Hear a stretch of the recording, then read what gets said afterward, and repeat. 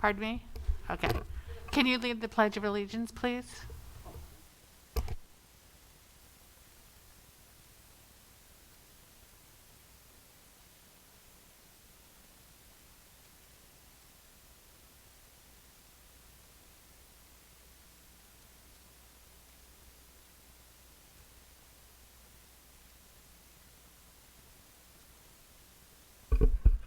Thank you.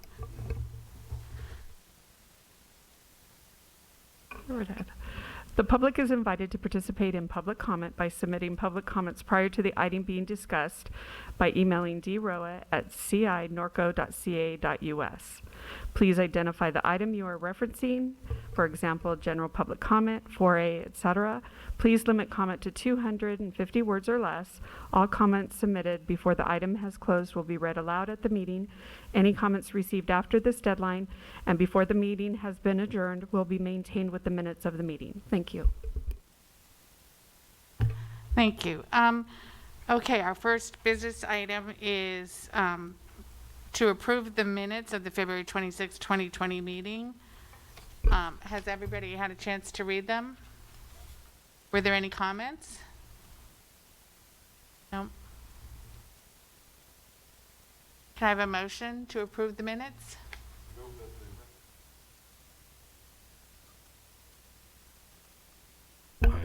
I move that the minutes from the February 26, 2020 meeting be approved. I second it. Okay, we'll vote. Member Warehane? Aye. Member Sandifer? Aye. Member Geik? Okay. Member Capelli is absent. Vice Chair Shaw? Aye. And Chair Olmsted Bowen. Yes, aye. Okay, motion passes.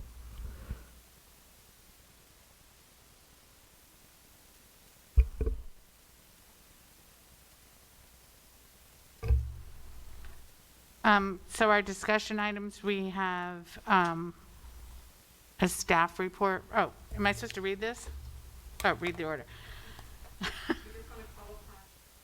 Call upon City Manager Okoro for his staff update. Okay. Andy, can we have your staff update?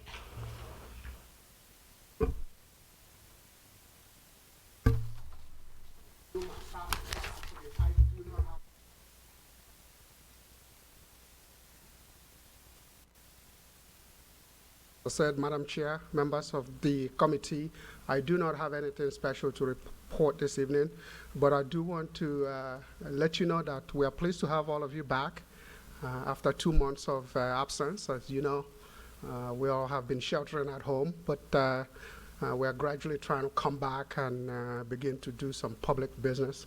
So thank you for coming this evening, and with that, I don't have anything else to report on the staff update. Can we ask, I was at the meeting, the last meeting, and it's in our minutes, so I think we can discuss this. We approved the funding for the the license plate readers. And is that going to go back before City Council again? I'm glad you brought that up. I guess that could have been an update. The committee did approve that the automatic license plate reader devices to be purchased. That item went back to the City Council, and after much discussion by the City Council, I believe it was placed on hold.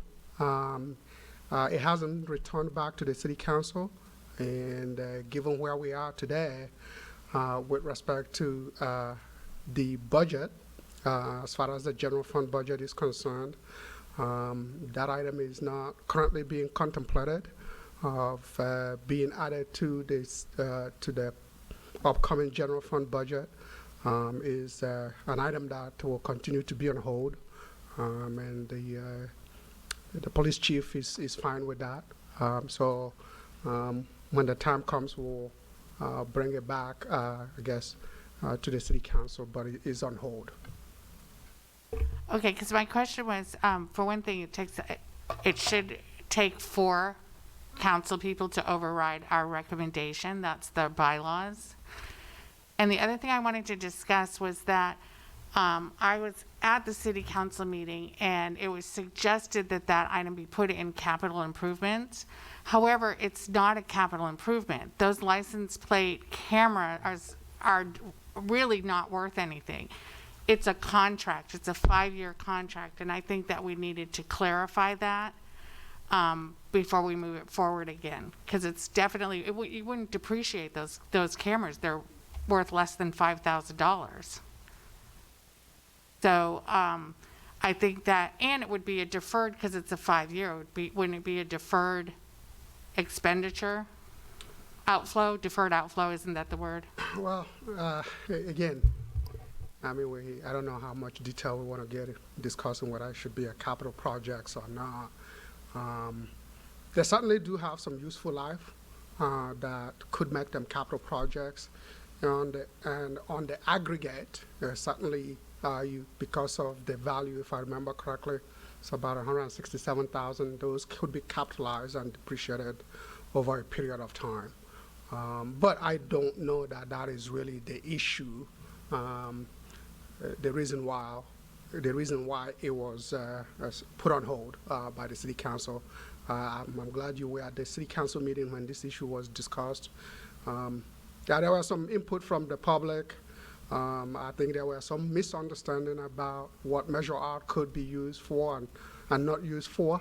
But again, the item still remains an item that eventually will come back to the city council. Thank you.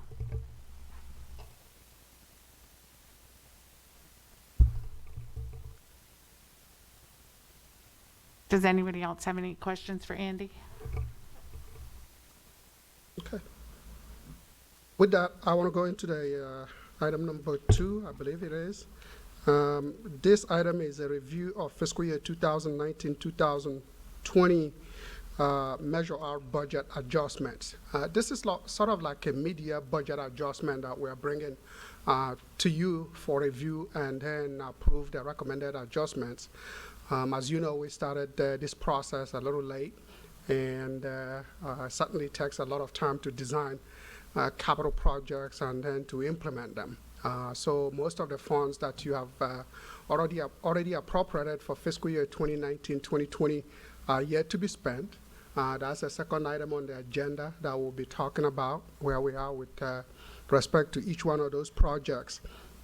But what we wanted to do here is provide an estimate of where we believe our expenditures on the projects that have been approved will come in, as well as our anticipated revenue for the fiscal year. I think the primary purpose of this, of course, is to give us a starting point, monies that we have available that we can carry over from this fiscal year into the coming fiscal year to do future projects or to be appropriated for future projects.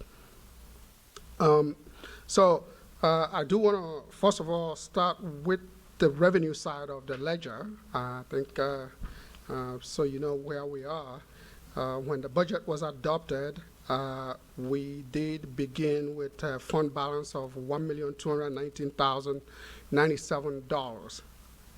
And the estimated amount for Measure R sales tax revenues for fiscal year 2019-2020 was $4,960,000. We added $30,000 in investment earnings, bringing the total revenue for $4.99 million. And if you add the fund balance, we started the year with $6.2 million approximately.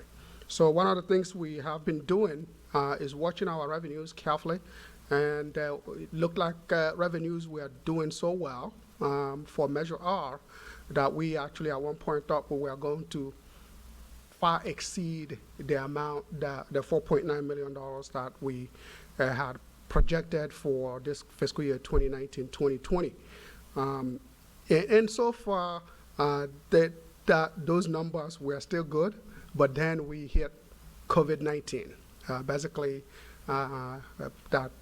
everywhere shut down unexpectedly. And what that has done is, of course, been working with our sales tax consultant to see, try to estimate what impact that is going to have on the remaining, basically what was 3.5 months. That is half of March and then April through June. And we've gone through that process. I have provided the attachment Exhibit B, detailed information regarding that. That schedule shows the amount of revenues that we have received through the revenue period of February. In fact, yesterday we got the revenue numbers for March, which is not in the schedule. And as we anticipated, the number was significantly lower than what we have been receiving in previous month. I think we got 181,000, whereas we have the lowest we've gotten prior to that is $437,000.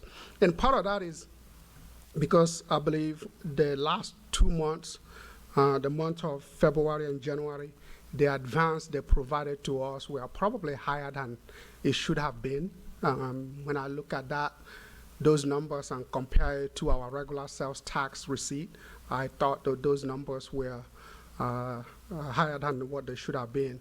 So at the end of the quarter, of course, they go through a process and reconcile, and then they give us what is left. And what was left was the $181,000 we got this yesterday. So with that, along with some of the adjustments we have made regarding some sales tax deferral based on a governor's executive order, which we are not going to receive this fiscal year, as well as economic impact, which we estimate to be approximately $962,000, what we could have received but are not going to receive based on businesses being shut down. So what that brings us is a total estimate for the year that is revised downward from $4.9 million to $4.558 million. And of course, that would indicate a reduction of $431,000 overall for the fiscal year. And that would be the amount that will be adjusting the budget by. Any questions on the revenue side? Otherwise, I'll go to the expenditure. We have also looked at the expenditures that have the appropriations that have been so far approved by the committee and ratified by the City Council. If you recall, the first budget that was adopted, I think it was a total of about $4.3 million. We went through the process with the City Council, and that recommended appropriation by the COC was reduced by the City Council to not fund the recommended addition of a community service officer and a dedicated traffic officer from Measure R. Okay, so that brought the budget that was actually implemented to $3.8 million. And since that budget was approved by the COC, there were additions to the budget, which have been added. I think those additions consist of the traffic calming program for, I believe, $350,000, and also the 6th Street Trail replacement project for $300,000. So that brought the total budget to $4.5 million approximately. What we've done, and the staff will present more information on this when we go over the next agenda item, is we have estimated what these projects are likely to cost based on the fact that the design has now been done for many of these projects. Some of these projects are already in progress. And we've listed the original approved budget for each of these projects. and listed the revised estimate for each one of these projects. And at the end of the day, some projects are coming on quite a bit, substantially less than the budget. For example, the River Road Bluff to 2651 River Road, that project was approved for $700,000 and actually cost $150,000 because the scope of the project was revised. So there was a savings of $550,000 on that one project. On the other hand, the parking lot, Riley Gym Community Center Scout House project, that project was approved for $295,000. Is now estimated to cost $620,000, meaning that project requires additional appropriation in the amount of $324,375. Those are two extreme examples there. The rest of them are still generally within reasonable ballpark of the budget. But the net impact on this is actually not bad. I think what we're doing then is actually reducing the overall appropriation for these projects by $206,000, bringing it from $4.5 million to $4.3 million. With that, I'll take any questions that you might have.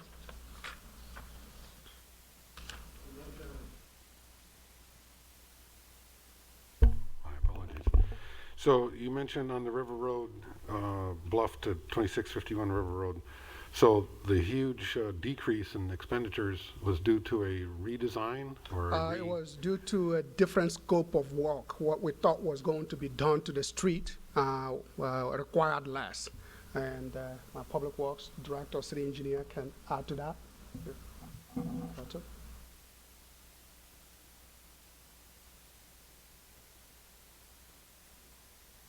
So I'm just curious what the change was on the River Road project to take it from 700,000 down to 150. That's basically, we assumed that it was going to be a complete reconstruct because of the amount of damage that was occurring with all the potholes. When we actually got down to the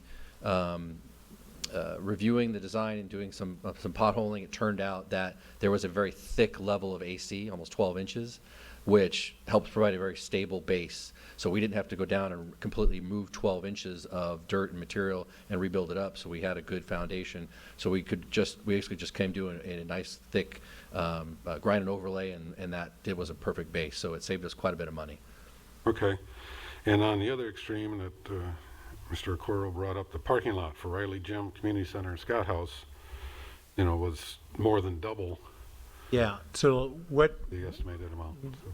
I have Dominic here to talk a little bit, we're going to be talking about that in our next presentation Okay. also. But just to give you kind of what's happened, is we actually have, the part of that parking lot, the community center, is going to be a total reconstruct. Riley Gym is going to take a lot of parts of reconstruct and parts of going to be actually, we're going to have to put at least three inches of AC in there and do a lot of work. I'll let Dominic explain a little bit deeper.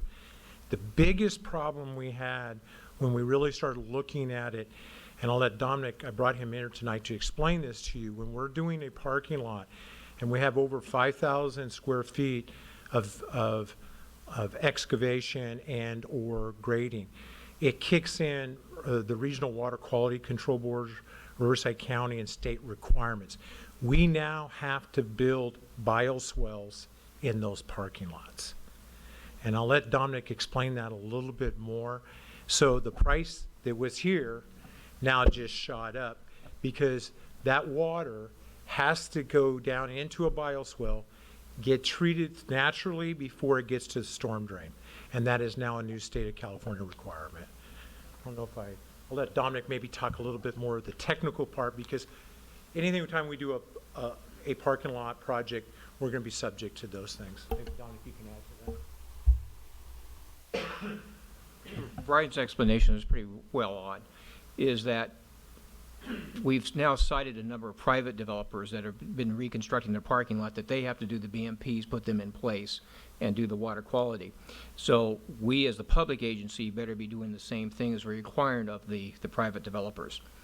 And on the Riley Gym, we're changing out and making the ADA compliant parking spaces, moving them closer to the building. In doing so, we've excavated over 5,000 square feet and reconstructed what we call a line and grade. That triggers it. And so the whole parking lot now of the Riley Gym, that's the one that goes all the way around the back and to the front. I have to design a retention area to bring the water to it, clean the water up, and then send it before I send it to the street. That, for that parking lot, is about $75,000 additional there. The same thing on the Scout House. Scout House was initially budgeted for a slurry seal. I think it was like $25,000 put into the budget. Well, that is a complete reconstruct of that parking lot. It's probably in worse shape than the Riley Gym parking lot was. And so it was just kind of a miscommunication to start with on the budget. And again, that one there is I'm taking the water off of that parking lot because I'm reproving the ADA and reconstructing a 3-on-4 section, is I'm putting the water back onto the sports park, and in doing so, I don't want to impact the new restroom, I don't want to impact the ball field. So again, I'm putting an underground, basically, bioretention system in there that takes that whole parking lot, cleans up that water before I send it to Citrus Street. So that's the big ups on those. The biggest one was a Scout, was $25,000 to start with, and that's a $250,000 parking lot to reconstruct it. That's why those numbers just skyrocketed over the original estimates. Any additional questions on those two? I don't want to be rude, but Oh, sure. are you an employee or are you a contract? Or? I'm a contract city engineer for about the last 15 years. Okay, thank you. I've been around the city for And quite your a name while. is? Oh, Okay. I'm sorry. Dominic Milano. I'm the president of RKA Consulting Company. Oh, okay. And prime owner. All right, thank Principal you. owner of it. Yeah, it was the first time presenting to you as a committee. Okay, thank you.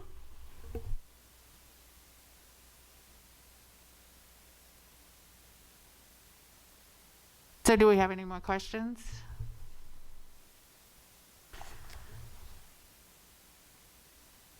Approve the adjustments to the Measure R budget for FY 2019-2020. Can I have a motion to approve?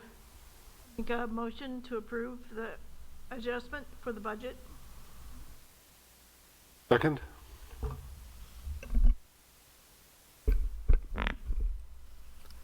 Member Warehane?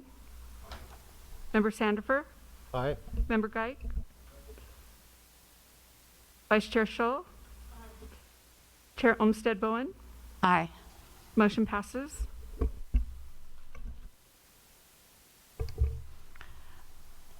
Okay, so we're gonna have a staff presentation. Oh, are we supposed to ask if we have public comments? We have no public comments for 2A. Thank you. Now we're gonna have Brian. Is that who's gonna give us the Brian and Chad the discussion for the 2021 recommendations?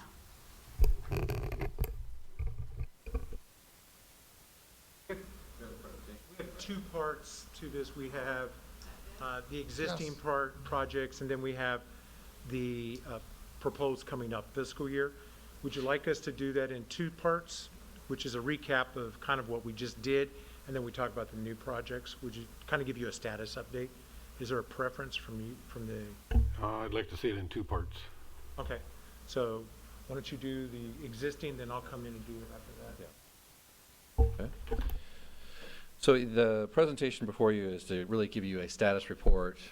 Where on this process, what we talked about previously was really to kind of give you an overall expectation of what the budget was changing overall. This is really giving you really where we stand now on each of the projects as far as completion and the dollars spent, et cetera. So it is a little bit different.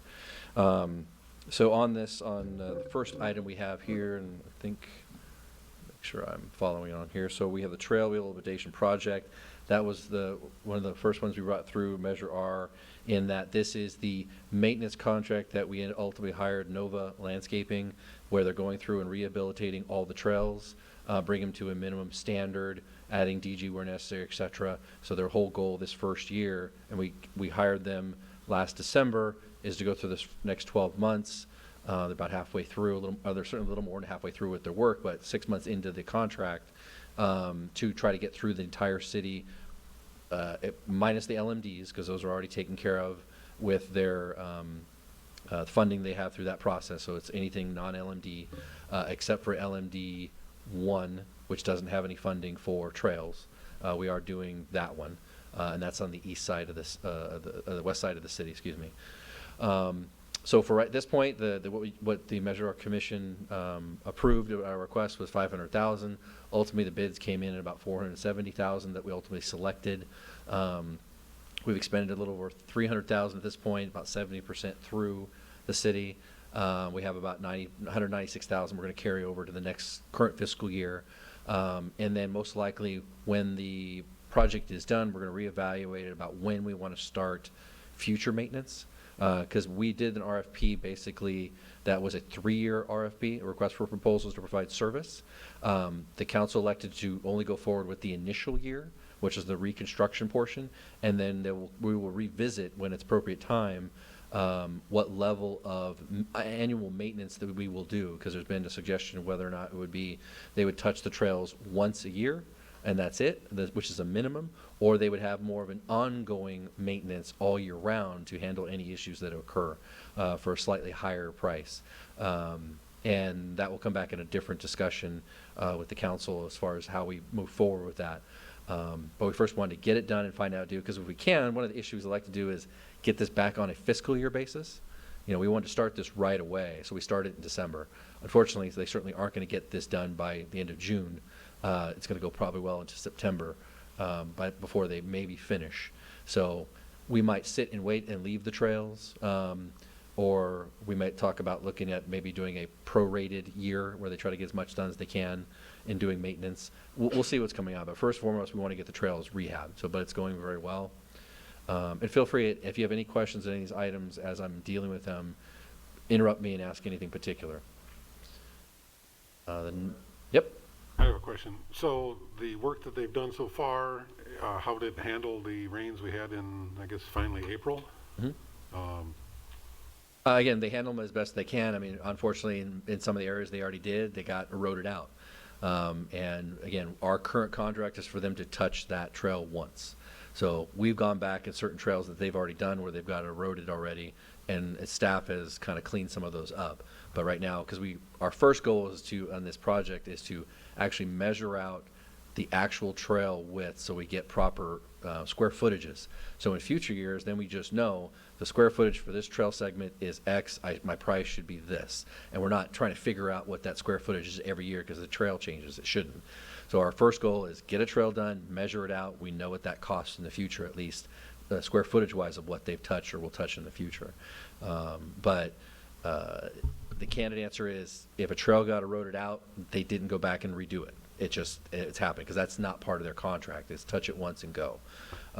That's why we're kind of looking at the secondary option of the future maintenance is to do more of a year-round maintenance so that as a rain occurs, they can come back in and handle that issue and rehabilitate that trail and not just sit or staff has to go out and try to do that and make it better again. But we prefer that. But again, that's going to be a later on discussion. Right now, it's get through the system. Okay, thank you. Okay. So the next item is our trail fence replacement project.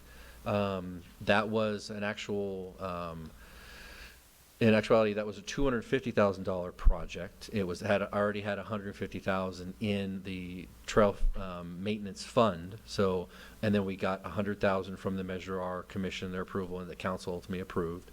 So it was $250,000 total. We had numerous streets that we had selected to do. We actually ended up doing more streets than we had planned because we had extra linear footages because our footages didn't match up with what we had, so it was good. We actually got more done for the money that we got approved. I think that contract came out again, on this particular slide, it shows I spent 100% of the money. But overall, the contract, I think it ended up being like $240,000. So, it's very little money left over, as far as the project. So we maxed it out as much as possible, get as much linear footage in as we could. So that project turned out to be very well. A lot of the residents in the neighborhoods who got trail fencing were very happy. And certainly we're getting a lot of requests for other locations. When is my street going to get trail fencing? So, for the commission's benefit, that we're going to have that discussion with our Streets Trails Commission next Monday to try to select some streets for the future in requesting funding, which is another item we'll talk about later on. Yes. So is this Vine and on the other side, in the peninsula area? On the other side of river? Is that where these? No, that was probably 2 years ago when that work got done. This was mainly up near, was some place, but Belgian, in that area. I apologize. I'm still learning the streets where they're at, but basically it was on this west side kind of, and we looked at several streets where we already did a lot of the paving. So we wanted to finish off some of those roads. So we did Pacific, we did Mountain, and we did a portion of Western. Gosh, I apologize not having the exact list here, but we got a lot of the streets done that we certainly got all the ones we wanted to do plus some extras. So we had later in the footage, we just kept putting it in and found some other locations. So I apologize for not having them all listed down. But we certainly spent every dollar we could and got as much linear footage as we could. Traffic calming measures, another big project that has turned out to be very successful. This is where we went to the STUC committee, but also the commission here, to with an idea of, because folks are concerned about the speeds and traffic, et cetera, what could we do in lieu of hiring another officer? What could we do? So this is what we came up with, was 2 items, was adding traffic calming measures, which physical items, which was speed survey signs that flash your speed, tell you to slow down, and then also illuminated stop signs that actually will illuminate when you approach. They flash to remind you, hey, there's a stop sign here. And then the other item was to put street striping, center striping in several of the areas around the city where there is a lot of slopes and high speeds coming down hills, et cetera, where we want to try to control and narrow the street by forcing people out of the middle when they're driving in a road and push them off to the side and hopefully slow down their speeds. That was a healthy discussion we had with this commission and also the council.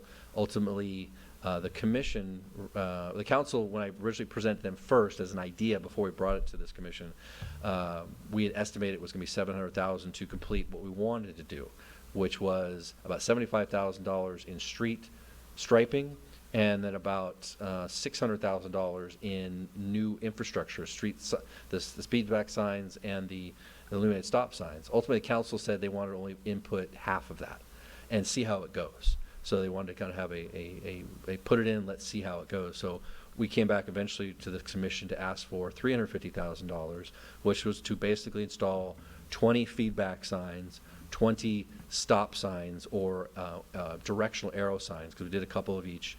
So it was basically 20 and 20, but we still did try to do up to $75,000 of the striping, because that was an item that was deemed as important. So as far as the project goes, we've done all the striping that we planned to do, and that was good. And then we've almost finished with all of the infrastructure installation of the feedback signs. You may have already seen them out there when you're driving. There's still, some of them need to be programmed correctly, but they're almost all in. We're 90% done. We should be done with that entire project within probably the next 10 days to 2 weeks.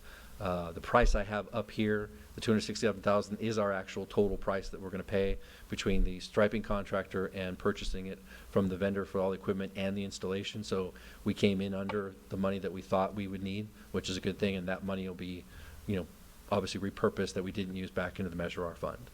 So it turned out to be very well. We got some good pricing and got that equipment in.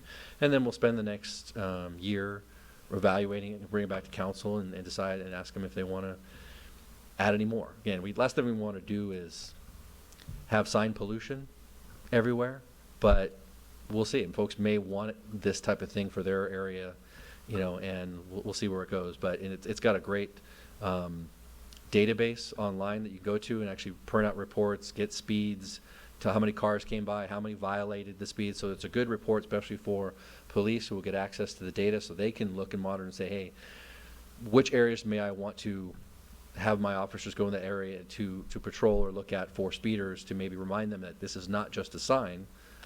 We were actually patrolling these areas because they see the data and they know where and it literally gives them a day-by-day analysis. It's a really good program. At some point, I can bring it back to this commission and show you really how interactive it is and how we can make changes, adjustments, and it's really good to be able to do that. So we really like, staff-wise, we really like the software that comes with this infrastructure. Any questions on that item? Okay. River Road rehabilitation, as we talked about it before, we originally assumed it was going to be 700,000 because it was going to be a complete reconstruct. Turns out we didn't have to do that after doing some analysis and some potholing. A lot cheaper it turned out to be. The road's already done, complete project. It looks very good. We've got a lot of compliments on it being finished. Gotten rid of Pothole Alley. I'm certainly going to be happy not to get a lot of more claims, at least in that area for now. And so that project's done, and then all that money again gets reallocated back towards Measure R. 6th Street Trail Fence Project, which is our most recent one that was approved. Again, this commission authorized $300,000. What I have here is over carryover. What I project I need is the bid amount plus the 10% contingency. So that's really reflecting of what the bid was plus the contingency. So that's really all I need or can exceed. I can't go to that 300,000 anyway, but I at least wanted to let you know that the bids have come in. Valley City Fence got that project, so they're going to be starting probably in the next week or two once their supplies come in. As part of this project, we indicated before that we are having, we had to get all the fencing removed, which we did. Now Nova, who's the landscape or the trail maintenance contractor, is going through and rehabilitating all the trail first before the fencing goes in. So they've done all that rehabilitation on the south side of 6th Street. They're now working on the north side of 6th Street. The only area they didn't do on the south side was between Crestview and California. That's a segment of trail fencing that my staff still needs to finish to remove. Then they'll go back and do that area there because there will be trail fencing up through to Crestview. So we're keeping ahead of the contractors so that they're not going to be on top of each other. This project won't be done before the end of the fiscal year. It will carry over because of when they're likely going to start, how much fencing is actually going to be installed. But again, I'm happy to say we're keeping up with what we tried to do, which was keep one contract in front of the other. So when we get this done, it'll be a nice, complete trail. It's not going to be a complete trail to engineering standards, but it's a lot better already in its condition than it has been for many years, so that when the fencing comes in, I think it'll look really nice because they've leveled everything off, compacted stuff, so it'll be a complete project. I have a question. Have there been any issues with removing the outer fence along the property lines with any property owners? Nobody homeowners? has said anything at this point. I haven't gotten any calls, so I don't know if folks are indifferent about it or upset or they like it. I don't know. But again, knowing that you're getting a new fence coming back, they probably are, it probably is a good thing for them. Should be happy. Yeah. Okay, thank you. The Valley View Rehabilitation Project, that's between 4th Street and 3rd Street. That project is, as far as, and this is the street rehabilitation, it's being paired with a storm drain project that we're doing in the same place, which is different funding. The storm drain project has taken a lot longer to design than we had hoped. It's still finishing off the design on that project, so unfortunately, I never got to the actual construction of Valley View. The design basically has been done, and that's reflected here of what our expenditure was for the design of that. So as soon as, and I'm hoping that we finish the design of our storm drain and get it out to bid, hopefully in this first half of this, but hopefully in September is my goal, so that I get it under construction by the end of this year and it's done, and then I can come back and finish this Valley View part in this next fiscal year. But I wanted to reflect to you as far as, again, I don't like money just sitting there and not being used. But the reason why is we just didn't get the design done on the storm drain. And we're really trying to abate a bunch of issues with flooding that folks have on 4th Street in that area. And then we come through and finish the street. So we're not going back again for a while. So we're just trying to use our money wisely and not go one before the other. So that's the rationale for it. But we felt it was relevant. We wanted to carry it forward and get it done. So is that where the Disney horses are? Is that in that area? They're from 4th to 5th. Oh, So okay. they go up just a couple houses from 4th Street up north. Oh, these are your Brian.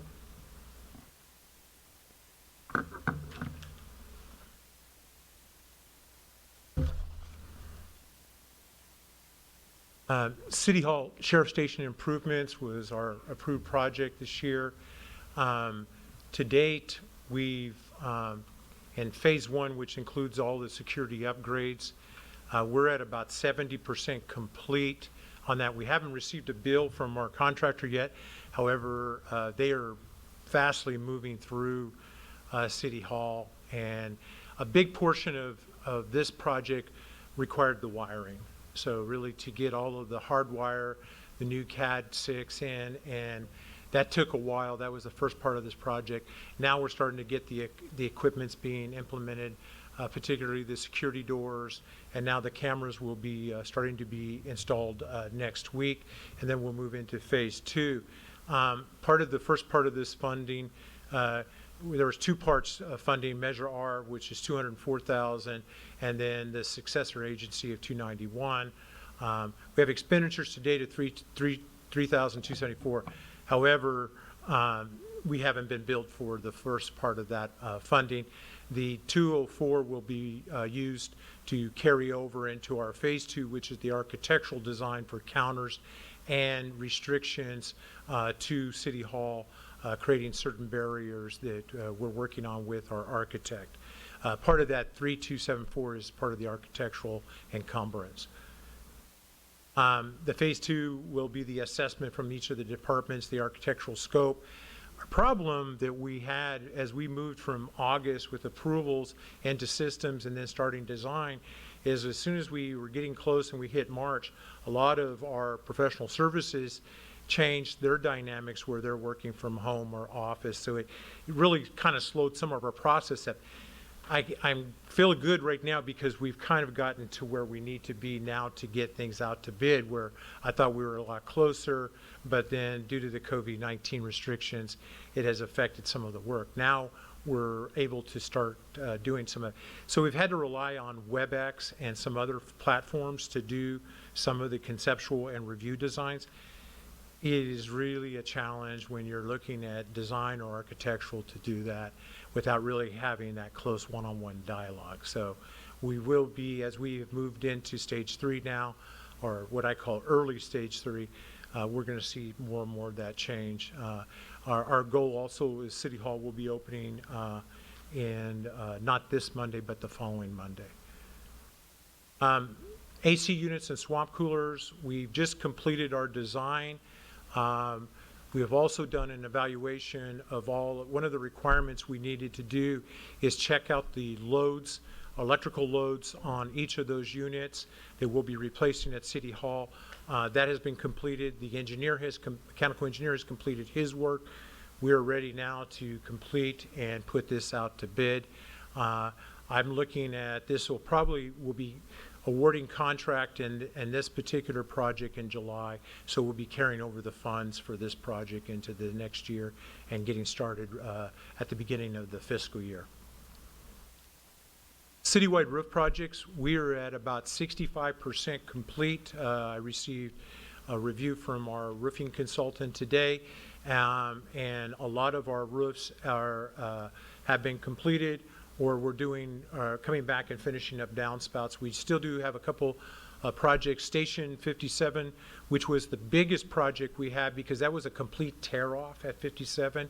That work has been completed. Riley Gym has been completed. Nellie Weaver Hall has been completed. We have completed about 50% at the senior center. So we are moving. The one probably benefit to this COVID-19 is when we're doing roofs is I haven't had anybody at those facilities. So it's freed us up from all of the problems or smells we would get from roofing projects. So we still have a few projects. Station 47 needs to be done. We have some work at City Hall regarding our skylights. So we're coming to the end of this project. We still have the park office down at the corporate yard that needs to be done. We ran into a few problems on that and had to go out and engineer some of it. One, because our rafters are deteriorated to a point where it required us to have an engineer come in and look as we tear off the decks. We found additional damage that we were hoping we wouldn't have. The other challenge we have on that building is I have to now go through a review for the modifications per the engineering drawings, because that building is considered a historical landmark in the city, and so I have to have that reviewed. I believe the roof is not going to be part of it, but it still has to have that review and that checkbox done. So we're really making progress on these roofs, and we hope to be finishing this up in July. Well, actually, at the end of June, we're done.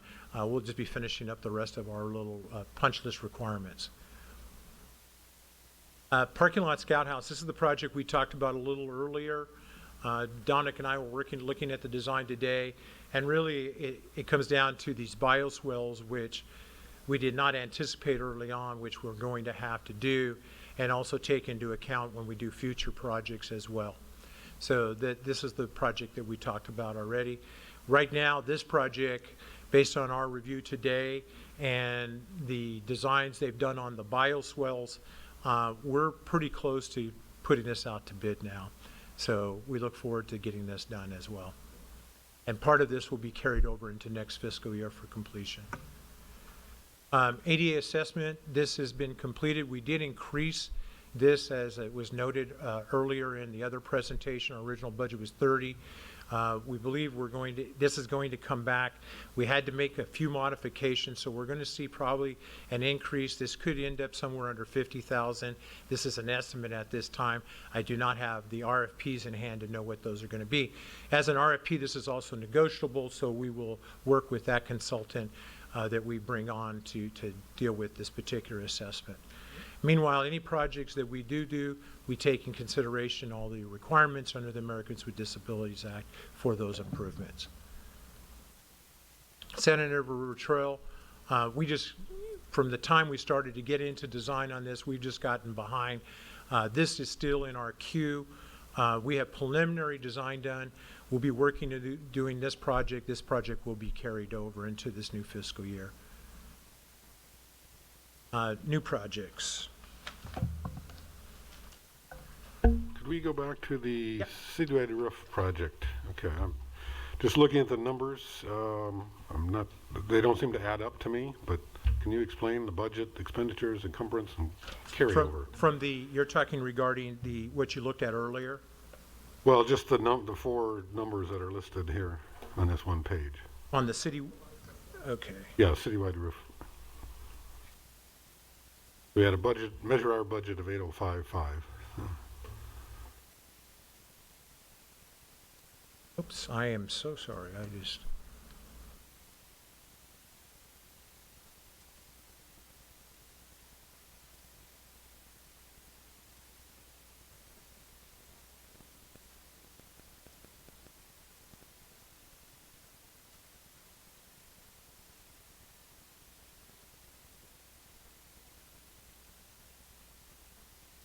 Did I pass it?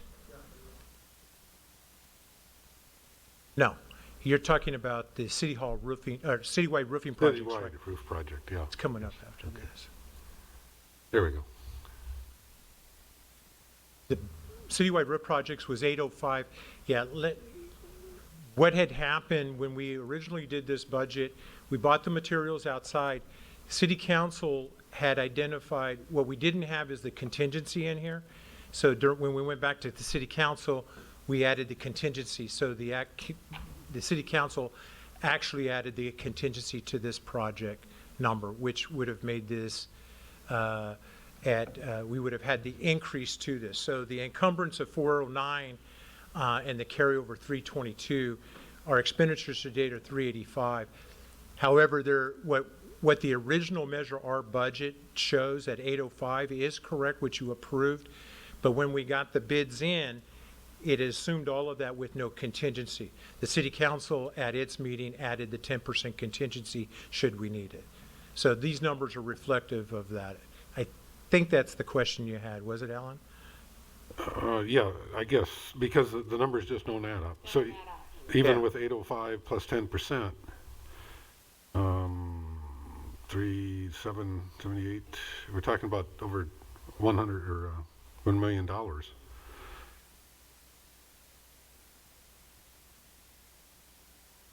So expenditures are 385, encumbrance 409, and then a carryover 322. So shouldn't those add up to the Which- budget?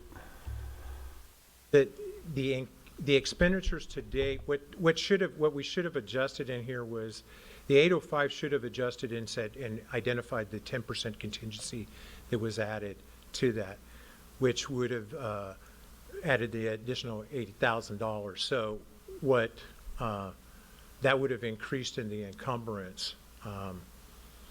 The expenditures to date from what we've been billed is accurate. The balance on that,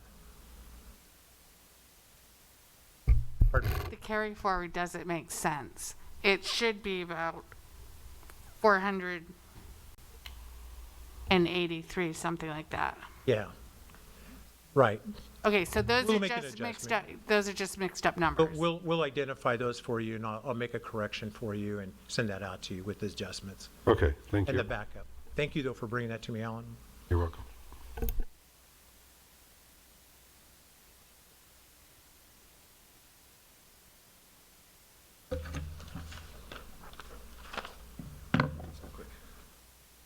Okay, so now we're talking about new projects for the next fiscal year, requesting funding from Measure R. So in addition to the couple projects that are carrying over,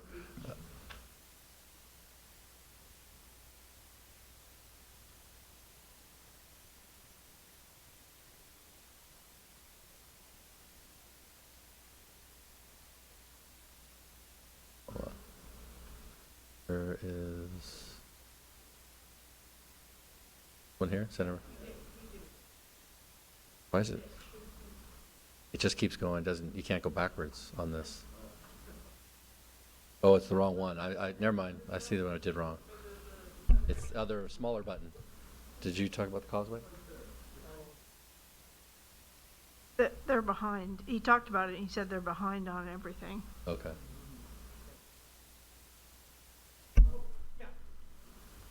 You're talking about the Santa Ana River Causeway. Yeah, we've started initial design. We haven't gotten, with all of our projects, we haven't gotten to a final design on that. This project's going to be carried over into the new fiscal year.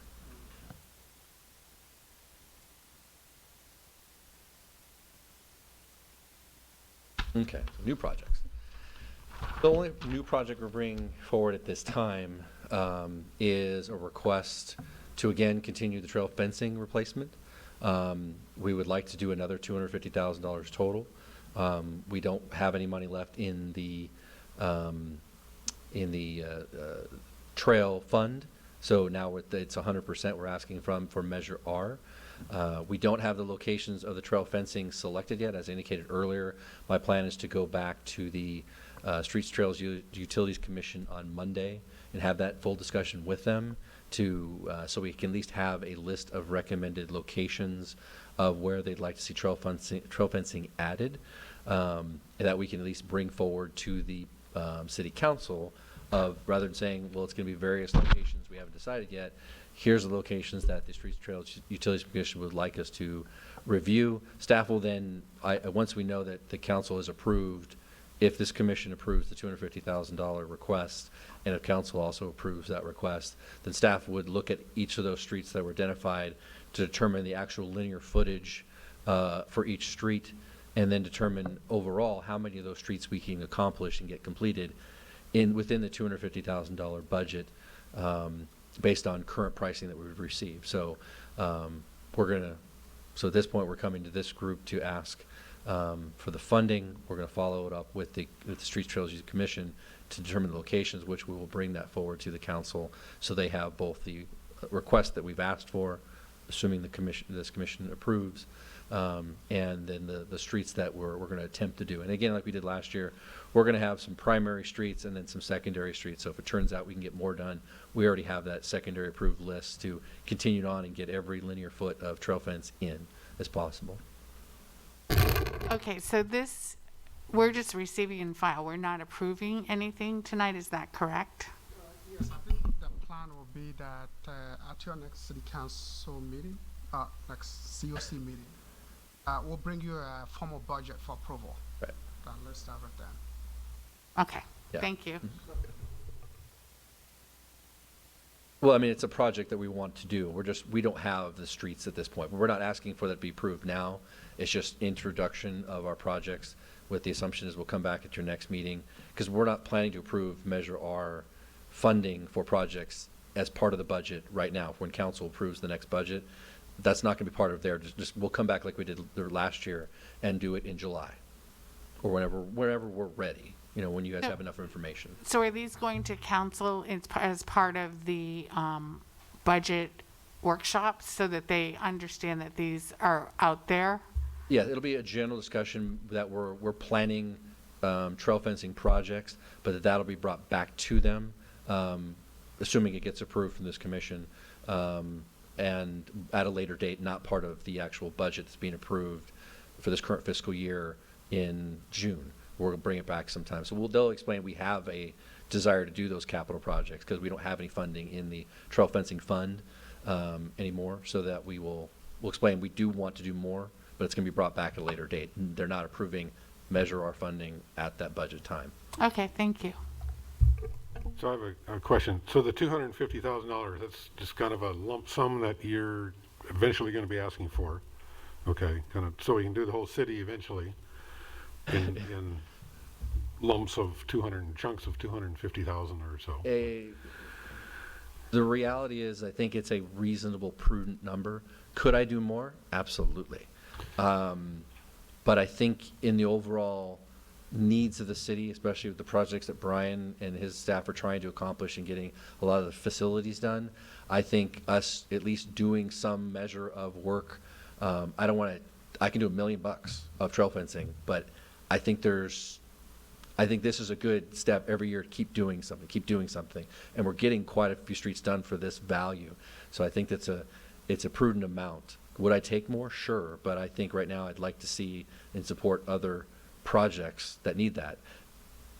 Keep in mind, in the information you're going to hear, we're not allocating or looking to allocate all the funds that are available. So we certainly can plan and will come back mid-year potentially for other projects that we might want to see get done. But we simply want to continue the projects that we have been doing, add a few others that became relevant. And again, for me, it's just wanting to do at this time the trail fence replacement, but I certainly probably will come back with hopefully at least one more street that I'd like to do on repaving. But we'd first like to allocate what we currently want to finish. Brian had to rebudget some of them because the cost went up, and then a few others that need to get done that have been a priority, and then see where we stand. But we're not expecting to try to allocate all the funds at this time. Right, okay, thank you.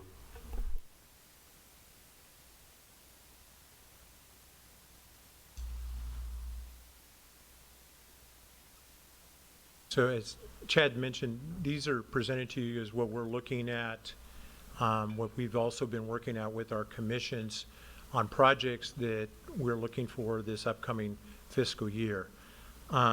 So parking lots are a lot like roads.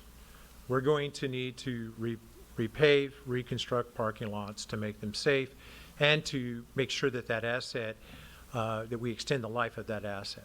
So we are looking at Animal Control, Parmenter Park, and Wayne Macon.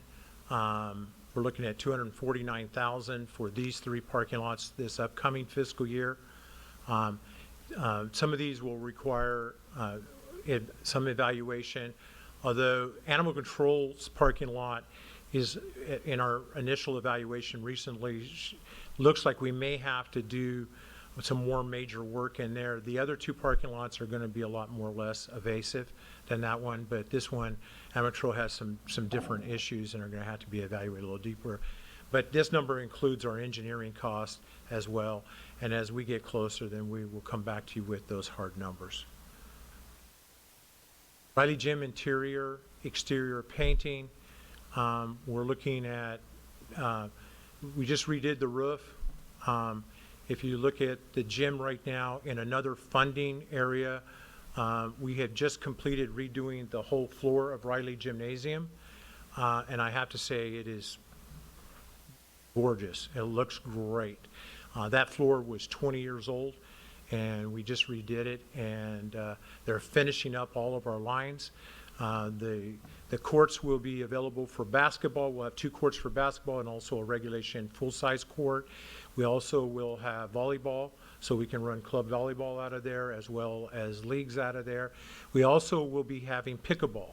So if you're a pickleball player, pickleball lines are going to be also added or have been added to the floor as well.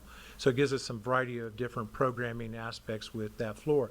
The problem is that we need to also go back, and I'll show you in another slide coming up, but we need to paint the building, both exterior and interior. This is a big ticket item. Everybody is familiar with the 4-H, FFA, pole barns and event barns we have up at Ingalls.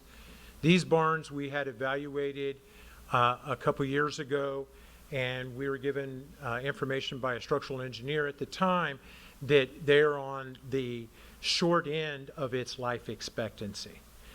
These barns were built in the early 70s.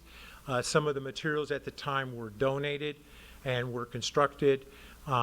They've held up for a number of years and have done a good job, but they're at the point where the poles themselves and the columns are rotting from the inside out. And as they do that, that starts to deteriorate that, and we lose the structural integrity. In some cases, we've had some damage to those where we've had to go back and reshore them. At this point in time, we're working with FFA, 4-H, our staff, our commission, as well, to look at what will this facility look like and how do we rebuild those barns that would be functional not only for from different types of shows, from goat shows, but to the fair, as well as to events that we would conduct up there. We've had some weddings up there in the past, but it allows us to be multi-use in what we're looking at for design in there. And the idea is to replace this asset with an asset that will last for another 50 years. So part of this and measure our funding, and I know this is a big ticket item, but it's over 20,000 square feet. The requirements today versus when those were installed are different. We can't no longer just wash off the concrete. It has to go into a clarifier before anything can go into the storm drains. So we're looking at the whole site and improvements and working with our focus group to make sure that we do this and do it well and being prudent about it. But these are our initial estimates on cost. And by the way, these costs include everything from engineering to the actual construction to lighting, electrical, all of those things are part of this estimate. Which ones are the pole barns? So you have Above Nellie Weaver Hall by where they do Animal Control. horseshoe pitching, those? They used to do horseshoe pitching under those, yes. Okay. Same ones. So I believe in 1971 they were actually built.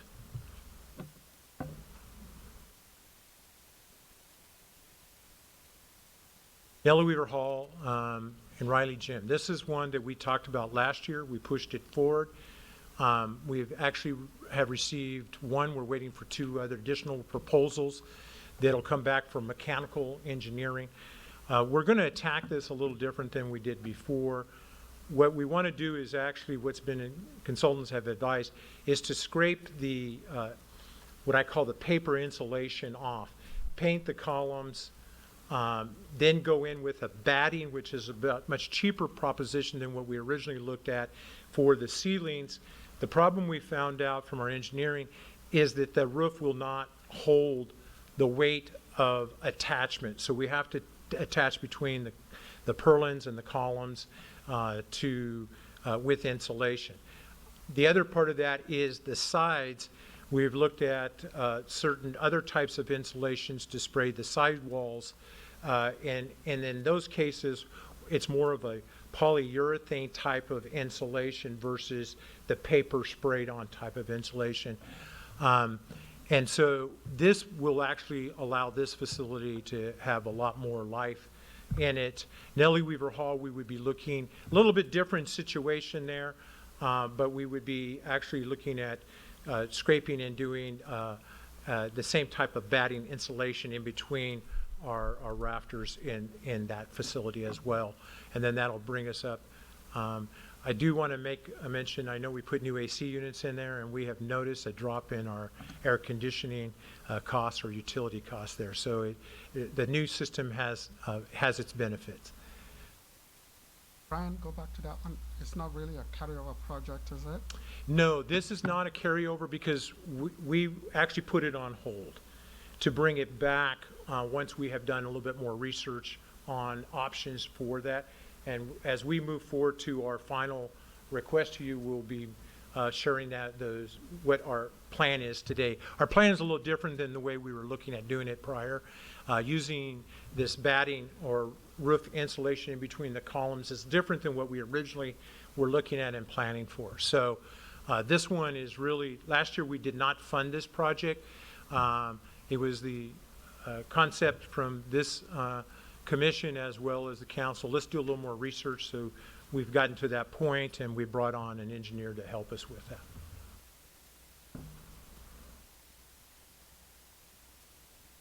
Nellie Weaver Hall. This is the interior painting, replaced the stage door and drainage. We have a problem with our drainage. We've been working on design right now. On the very east side of Nellie Weaver Hall, we pick up a lot of water. We also have some natural springs that pump water. The problem is that we are not, that water is sitting there, and at some places, it's gotten to the level where it's actually deteriorating the side of the building. So we need to get that water, displace that in drains and inlets, and run it into the storm drain channel we have there. So it's really part of this is a drainage project to get that water out and away from the building and get it into the storm drain channel. If you're familiar with the stage door at Nellie Weaver Hall, it's original. It is really a safety issue related to how that door goes up and goes down. It's a spring-loaded hinged door. So if you can imagine the old garage hinge doors that you used to have, but this one is more on steroids. It is huge. It is really not, we need to have a different type of door than that one. It just doesn't work. It's not safe. It actually takes almost two people to even lift it up and to put it and lock it in place. At the time, 70 years ago, it probably was a great door. The design today just doesn't work for us. So we're looking at putting a different type of door and also a door that is insulated. Is that the door under the stage? Now, behind it, Oh, I don't think I yeah, have so it in there. if you were to look at the stage, right behind it at the very back is a large, you see it's black, that actually opens up into the amphitheater. Half of that door rises and opens up into the amphitheater. And if you could imagine how you see more large doors, how they roll up inside each other, well, this one is on two large, what I call hinges or springs. And those springs have to be propped and pushed up to lift. And so it's really, it's obsolete and it's just not safe anymore. And so we're recommending to replace that and do an insulated door versus what we have right now. And then the other one is painting on both the exterior and on the interior of this facility. And add a zero to the 100,000? For the drainage? Yeah. Oh, yes, I'm sorry, yeah. Oh, my gosh, okay, yes, thank you very much. Nellie Weaver Hall improvements. Again, this just describes the V-ditch that is on the east side that I just talked about, where I'll be adding that extra zero. And this is really from erosion that we do get it. And it's surprising, Ingalls has a lot of natural springs that pop up, but we have one that pops up there. So this actually builds part of a retention wall and then creates a V-ditch to collect that water and take it away versus it sitting there and becoming a place for pests, as well as it starts to deteriorate the east side of that building. Nellie Weaver Hall parking lot improvements. As you know, we have a lot of the electrical pedestals. Originally, they were there when we did the design many, many years ago, and the fair used those primarily during the fair. As the fair has moved up to the top areas, those pedestals have become a problem in the way that, one, just because they're in the way for parking anymore. So what we want to do is redesign that. Actually, if we do any electrical, it will be on the outside. We'll bring in spider boxes, which is really the best way to handle an event in that area. And basically, that parking lot would be relooked at for repaving, which will actually increase the parking that we have up on top. Have you seen many times that if you don't want people parking along the backside and around it and all over, this will increase our parking, and it also will meet some of the needs we have related to that. A lot of the electrical backbone that is in that facility, out in that parking lot, was done early in the 70s and is at a point where that needs to be replaced.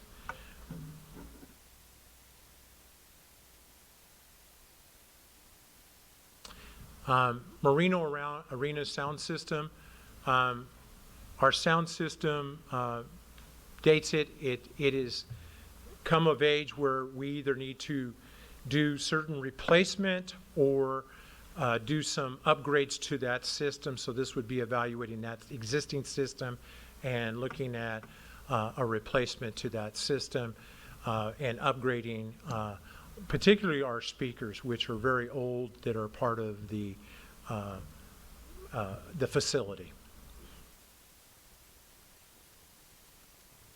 Ball field sports lighting replacement, community center field, Clark Fields. This is $96,250. In April, in February we had heavy winds. In April we had other winds. We lost poles at community center. Thank God nobody was there. This is a safety issue for us. We removed the pole, the electrical off of the poles that fell. I immediately worked with Andy. We had a firm come out and evaluate all wooden poles or sports lighting poles in the city. We actually have now a program that identifies the age of those poles and when they should be replaced. They identified 3 poles that need to be removed within the next 60 days. So we're going to remove those poles, and then we're going to need to replace them. If we don't replace them, then those fields are just not available to our youth, who in stage 3 and 4 of the state order will be coming back and starting to practice again, and then they would not have lights there. So part of this is looking at this infrastructure over time. We will be using this chart that we have now that's available that tells us when we should be replacing those and that infrastructure. We've elected to replace the fixtures because the fixtures are just as old as the poles, and in this case we'll be going with LED lighting, sports lighting on those poles, and this will be the replacement of 3 poles. And this includes all the work and pre-work and removal. The one thing I want to identify is that we're going to need to remove these poles right away. So the cost for the removal is $25,000, and so I'm going to be needing to do that immediately. Based on our evaluation, I can't leave those poles out there any longer, and based on that, we're going to remove those. And then we're looking at this project coming into getting it out to bid, getting it back, and getting those installed and be done by the beginning of next fiscal year. So it is really just, this is a situation where old infrastructure has started to fail and is creating a safety issue for us. So we're going to remove the safety issue and then replace it with new poles and be able to open these fields up for our youth coming soon, I hope, based on the state orders in stage 3 and 4. Where's Clark's Field? Clark is the field that is off of Detroit and Hamner. Isn't that supposed to be part of a development project? There is no development that I know of right now that has officially submitted anything. Okay, thank you. Now, and I'll coin it that way, all right? But the point being is that we're going to be replacing 2 poles at Community Center and 1 pole there that need to be done. And the rest of the poles are okay, and probably we would be back. They have a life expectancy, so we actually have tagged all of our poles, so we know when they'll be coming up and evaluating them on an annual basis now. So the 3 poles have been determined to need replacing in addition to the one that fell, so. Or is that- No, I'm sorry, that includes the That one that include, failed, okay. so. So, and you said you've tagged them as far as life expectancy of the remaining? Yeah, so what happens is we go through and the consultant we brought on, we had them, actually Hinkle and McCoy is the one who did it, and they're one of the leaders, and they're approved Edison company. They do all of the wood poles, or a lot of wood poles throughout the country. They evaluated it, provided us a matrix that tells us when that pole was actually installed, and then they turn around and provide, because a lot of that data I didn't even have, because some of these poles could be 45 years old. So they identified those. They also identified, and they did a test on these, and which tells us what the integrity of those poles are. Typically, wooden poles will start to deteriorate and go from and rot from the inside out. And so they do a test on that, and then they determine what that level is and how many years you have left before you need to consider replacing. Wayne Macon, we did a lot of the pole replacements a few years back. So those are all in pretty good shape. We retested them though, just to make sure.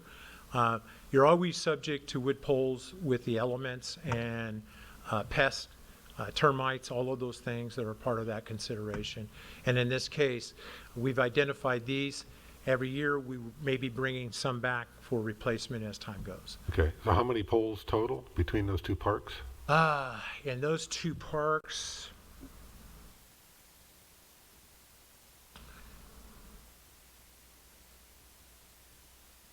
we're looking at probably about 20 poles between the 2 parks. Oh.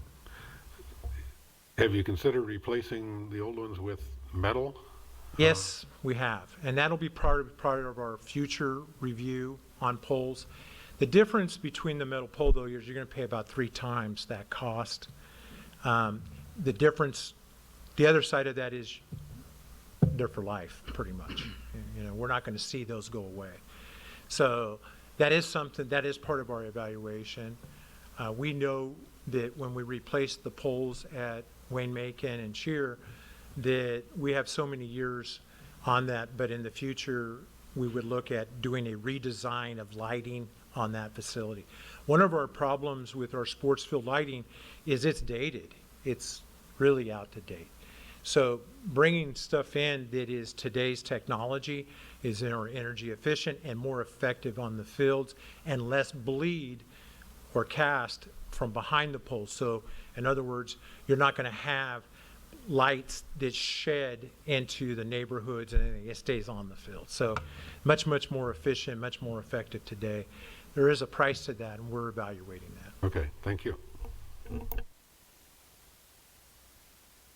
So this gives you kind of a rundown of what we identified just recently in that outline of projects.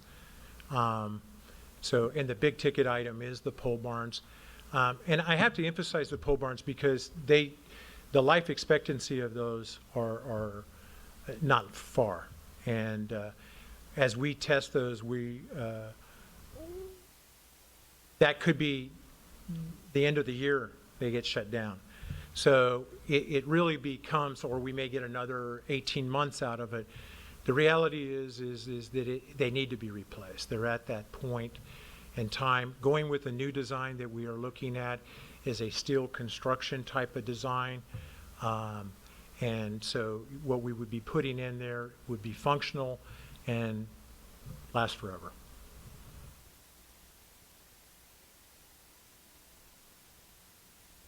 Yes, sir.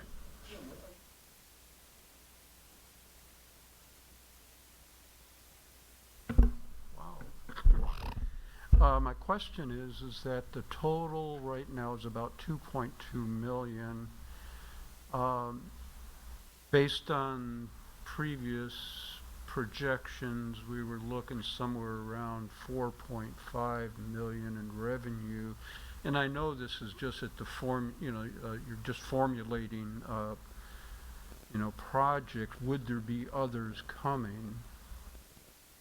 To be honest with you, based on our staffing, and this is something both Andy and I and Chad talked about a little bit, is that with what we can only get so many projects out. This is an aggressive project schedule for me, and so we're going to be relying a lot on trying to get these projects out. Some of them we've been kind of preparing for. Once Measure R was approved and we kind of last year started moving forward, it took us a little while to gear up.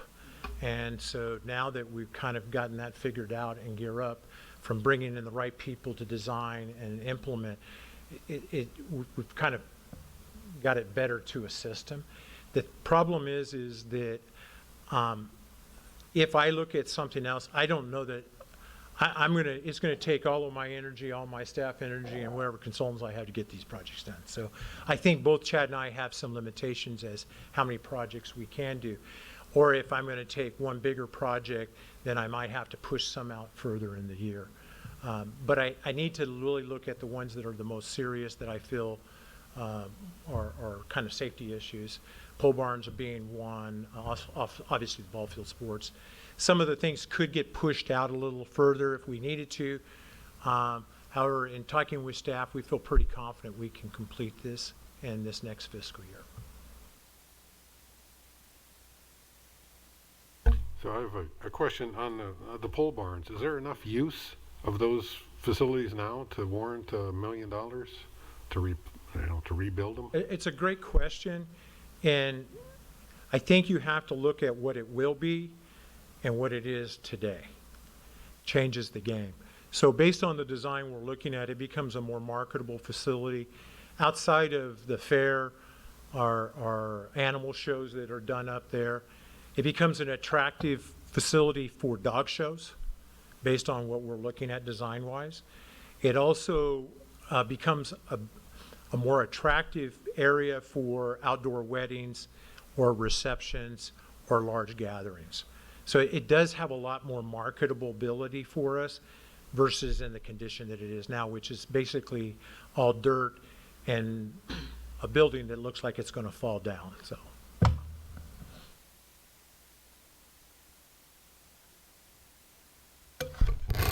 Any other questions? Can I have a motion to receive and file, please? Yeah, like we said, we bring back a budget for your approval at the next meeting. Second? I'll second.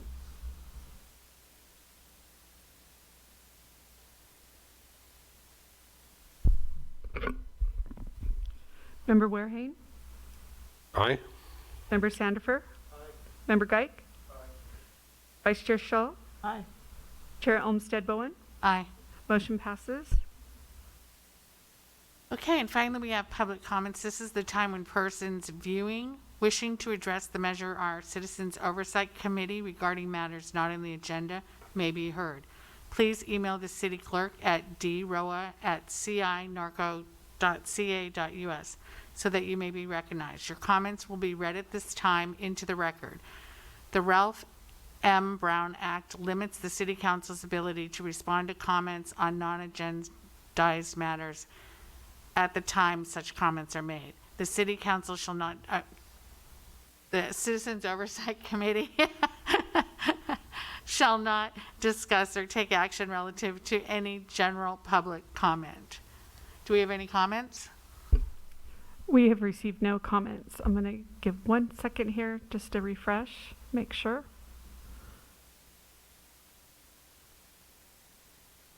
We've received no comments.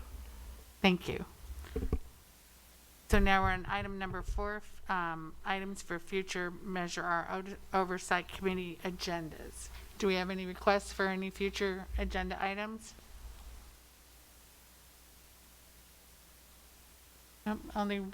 Really only reviewing these when they come back to us, correct?